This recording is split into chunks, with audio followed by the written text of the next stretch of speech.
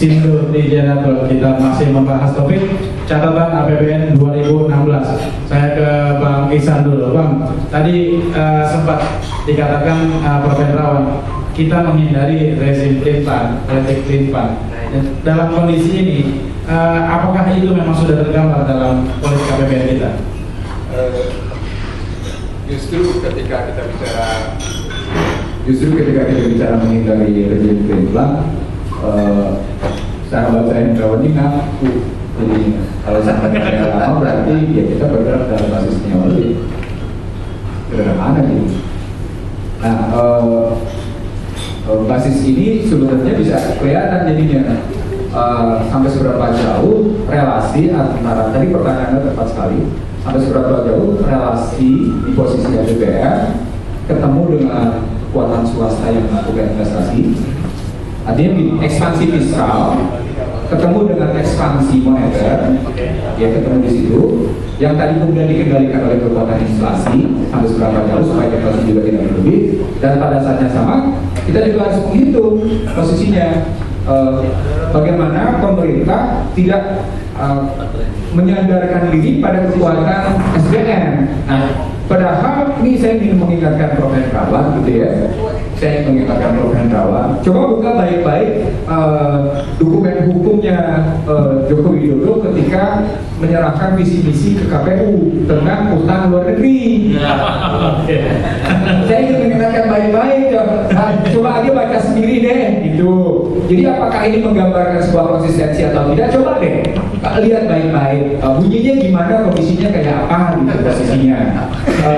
Apakah memang gambaran APBN ini dia nampak menunjukkan ini, karena kebetulan saya ya mengikuti dengan bahasa sederhananya, mengikuti dengan cermat bagaimana apa yang disampaikan oleh Joko Widodo di televisi, bagaimana tertulis dengan baik di dalam visi misi, lalu saya lihat aplikasi dalam APBN. Ini di pertanyaan, ini konsistensinya di mana ketemunya gitu. Jadi itu salah satu indikator pelan ya Pak? Ya, suka tidak suka. Makanya saya bilang waktu itu, saya betul saya diskusi dengan teman-teman dari Joko Widodo di televisi. Saya bilang hati-hati merumuskan kata-kata visi misi dan kata-kata hanya itu. Gampang kok, ini soal eksekusi. Gampang kok, ini ada dananya jadi kerjakan. Dalam praktek kan tak begitu. Itu yang tadi Prof. Didi katakan, ini misius. Kalau misius kan artinya ada alokasi yang digunakan secara salah. Artinya ketemu politik anggaran yang menjadi beres antara alokasi sama distribusi. Ketika alokasi sama distribusi tidak rukun, ketemu. Anda berani-beraninya bikin yang namanya gini rasional 0,39. Betul. Dari mana? Berani betul ngomong gini rasional turun 0,4. Maka saya bilang, ini omongan saya di Komisi 11, omongan saya di Komisi 4. Angka gini rasio itu 0,43. Betul. Oke, Anda mau turunin 0,4. Anda hitung nggak berapa income per kapita dengan Anda geser ke 0,39? Itu artinya Anda sedang menggeser peta kekuatan keuangan kelompok atas ke kelompok bawah. Ya. Dan itu berbahaya kalau Anda tidak punya kebijakan fiskal dan moneter yang pas atas posisi itu, gitu loh logikanya. Itu artinya saya bilang ini over optimism ketika Anda bicara gini rasio menjadi 0,39. Di situ muncul, oh dia nggak konsisten ke atasnya dengan soal penurunan kemiskinan. Oh dia nggak konsisten dengan posisinya namanya inflasi dengan suku bunga SBN-nya. Gitu loh logikanya. Ketemu dengan artinya pertarungan besar dengan BI. Dalam bahasa kesehatan jadi begini. Ini yang salah fiskal atau moneter? Oke. Tergantung mana Bang. Yang kedua, pertanyaan begini. Dalam perilaku orang keuangan adalah, catat penting ya, catat penting. Perilaku orang keuangan adalah di tengah yang namanya krisis dia menarik diri lebih dulu. Oke. Ketika mereka punya aset, mereka hanya akan melihat aset mana yang secara ke depan dia akan memberikan sebuah prospek yang sangat bagus. Di situ dia belanja dan dia diam. Karena dia tidak mau merugi dalam posisi krisis. Itu orang keuangan biasa. Dan itu kelihatan trennya dalam grafik bahwa orang perbankan yang menarik diri untuk secepat-cepatnya dalam posisi krisis, tapi perbankan juga yang cepat-cepat mengambil kenikmatan ketika terjadi pemulihan. Itu perilaku saya di bank, saya pernah di bank, jadi itu karakternya begitu. Sayangnya itu tidak diantisipasi oleh kebijakan fiskal, maksudnya. Di mana tidak diantisipasinya? Anda tidak menumbuhkan sebuah proses apa yang disebut oleh Prof. Didi tadi. Bagaimana mempertemukan tidak terjadi persaingan tidak sehat antara game yang diperoleh pasar modal, SPN, dengan BI rate. Di situ masalah gininya, gitu. Oke, jadi saya ke Prof. Hendrawan juga. Jadi tadi kalau kita kan juga bicara masalah catatan APBN, tadi juga Prof. Hendrawan sempat menyampaikan juga catatan-catatan. Tapi kalau kita lihat di sidang paripurna namanya di DPR kan ada aturan-aturan juga, Prof. Yang kita lihat itu ada sampai catatan kritis, ada catatan apa segala macam. Padahal harusnya kalau bertata negara juga di DPR yang kita kenal catatan itu kan hanya minor res nota yang sepertinya sudah lama sekali tidak dipakai di Republik ini. Itu kenapa bisa seperti itu, Prof? Ya, jadi teman-teman fraksi dari Gerindra itu kan kemarin menyatakan kami sudah bosan dengan catatan-catatan itu. Lebih bagus kami menolak. Karena catatan-catatan itu selama ini tidak ada gunanya. Terus saya menyatakan kita harus membuat rumusan yang lebih mengikat. Apa itu? Catatan-catatan itu harus menjadi bagian yang tidak terpisahkan dan nanti harus diakomodasi dalam APBN perubahan. Dan itu kemudian formulasinya kan begitu. APBN perubahan harus catatan yang ada di APBN ini. Tapi kan kalau dari pembuatan undang catatan itu tidak bisa meningkat juga, Pak. Mungkin minor res nota pun kemarin putusan paripurna dalam catatan ini merupakan bagian yang tidak terpisahkan dari undang-undang ini. Bagaimana cara membuat itu jadi bagian tak terpisahkan? Masukkan dalam undang-undang atau seperti apa?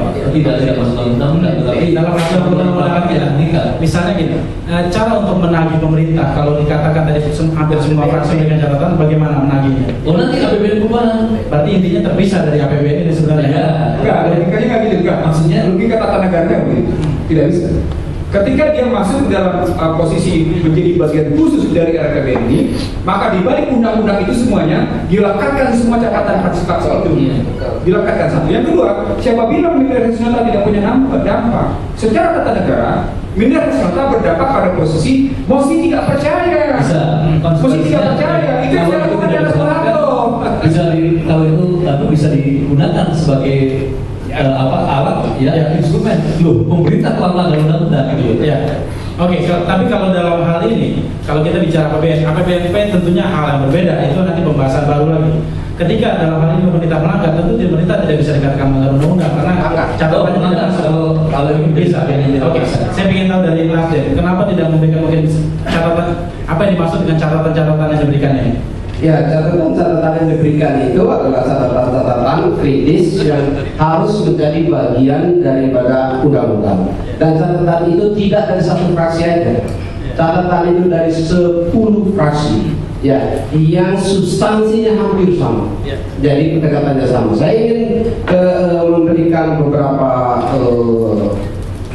elaborasi ya. Tadi Profesor Didi menyampaikan terkait dengan beberapa kebijakan. Perlu juga kita sampaikan bahwa kebijakan pemerintah sekarang, terjemahan dari visi misi pemerintah sekarang di APBN itu ada dua dalam bejana yang sama, dalam berhubungan yang sama itu tadi. Itu ada dua pendekatan yang berbeda. Sebenarnya akan ngetren nanti setelah bejana berhubungan. Iya, yang berbeda ini antara lain yang satu terkait dengan trickle down, ya, kebijakan trickle down di mana rembesan yang diharapkan memberikan multiplier dan kebijakan bottom up. Nah, di visi misi dan terjemahan visi misi presiden, kedua hal ini dilakukan berbarengan dengan tekanan ya pada bottom up.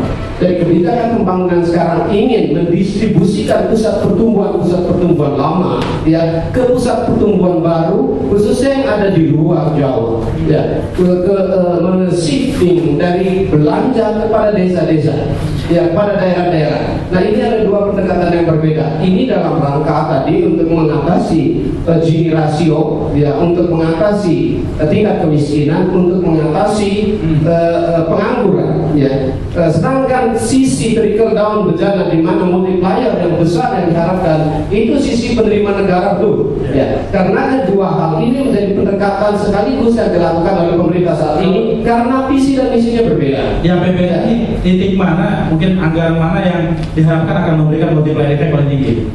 Yang pertama tentu yang transfer daerah itu. Transfer daerah. Itu penciptaan lapangan kerja di desa-desa. Tentu ini tidak berdampak langsung pada penerimaan negara karena setoran pajak gaji itu rendah. Tapi ini berdampak pada peningkatan penerimaan rakyat di daerah.